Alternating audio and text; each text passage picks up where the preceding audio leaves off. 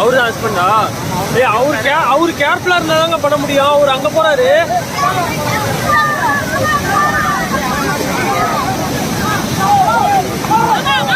போகாதீங்க.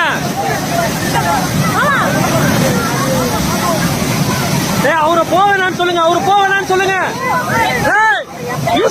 அவரை போவேனான்னு சொல்றா. அவரை போவேனான்னு சொல்லு. அவரை போவேனான்னு சொல்றா. உளுந்தாருன்னா அவ்வளவுதான்டா.